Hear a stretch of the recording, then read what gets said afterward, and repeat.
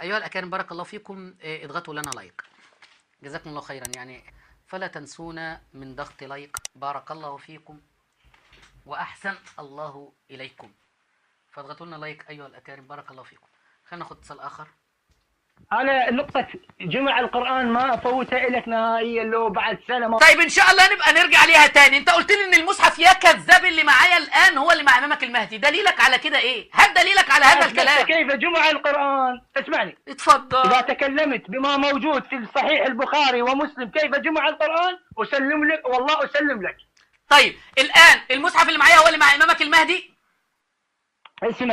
اسمع يا رجل، يا مثقف يا عالم. ايوه عرفت انك جبان. اول حاجه انا مش عالم، ده انا من عوام اهل السنه والجماعه وداعس على رؤوس المعممين اهو، ومش عالم. بقول لك انا من عوام اهل السنه والجماعه. عرفت انك كذاب، عرفت انك اتفضحت. الان هتروح شمال هجيبك، هتروح يمين هجيبك، وهديك بالقاضيه كما يقول الاخوه. فانت دلوقتي انت عاجز عن اثبات ان هذا المصحف هو اللي مع امامك المهدي، ودلوقتي بتلف تلف تلف وعايز ترجع تاني للناسخ والمنسوخ. مع ان شوف انا غيرت الموضوع كله، موضوع الحلقه، علشان اشوفك هل انت فعلا تستطيع ان تثبت ان هذا المصحف. بس انت جبان. دينك اضعف دين على وجه الارض، دين الاماميه الاثنى عشريه. يعني تستخدم التقيه، يعني خايف، يعني تقلب دينك كله. ومن شويه قلت لي انك تعتقد بنقص القران، ومن شويه قلت لي نعم هو نفس المصحف اللي مع امامك المهدي. طب اخد القول الاول ولا القول الثاني؟ دين متناقض. وانا بتحداك امام الجمهور الان ان تثبت لنا ان هذا المصحف هو اللي موجود مع امامك المهدي. تفضل اثبت لي. دقيقة بس ارتاح، هدي نفسك وارتاح. لا مش هردح الا بعد ما بدعس على الصراصير الاول. يعني في صراصير بتطلع من البلاعات كده بتحاول تطعن في كتاب الله تبارك وتعالى، فاحنا بنقوم داعسين عليها باقدامنا لحد ما ندهسها خالص. انت اثبت لي الان ان المصحف اللي معايا الان كما انت قلت هو اللي مع امامك المهدي. اثبت لي بروايه من كتبك الان. تفضل. دقيقة بس خليك مرتاح، لا تتعصب علي.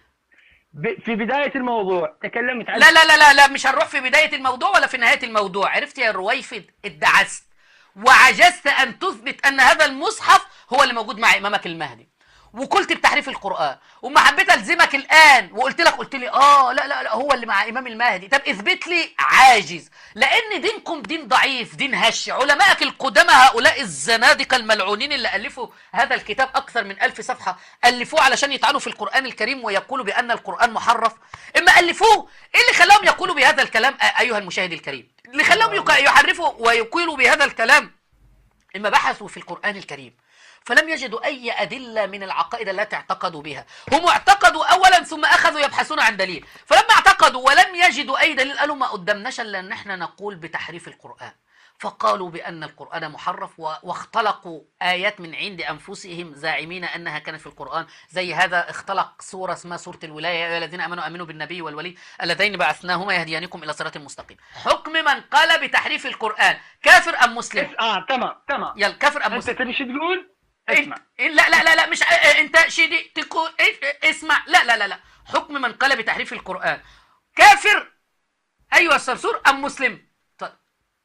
مثل صحيح. مثل صحيح قلت لكم لن يجب. عشان كده لازم نسكر عليهم البلاعه على طول ولازم يدعسون. هم بيأتوا كده، بيأتوا من اجل ان يدعسوا ولن يستطيع الاجابه، لانه اذا قال كافر سيكفر جميع علماء او جل علماء الاخباريه وكثير من علماء الاصوليه الموجودين الان. يعني اكثر من 90% كفروا من علماء الشيعه. ينفع؟ لا. ولو قال مسلم هيقول كذاب، هيقول طب ما لو قال مسلم يبقى انا هقول امام عوام الشيعه الان ان احنا بنعتقد بتحريف القرآن، فعوام الشيعه ممكن يتركوا هذا الدين المختلق المصطنع من صنع البشر. شكرا لك أيها المعمم، تم فتحك أمام الجميع وأنت عاجز عن الإجابة ولم تستطع أن تثبت أن القائل بتحريف القرآن كافر، أو تستطيع أن تثبت أن هذا المصحف هو الموجود مع إمامك الحجة. وسيظل دعس مستمر على أتباع دلدول سارة حمير المشرشر اللي بيشهر الآن بالقول بتحريف القرآن وأمثاله من هؤلاء المعممين الزنادقة. نعم أمثال هؤلاء يفضحون وبنجاح. لابد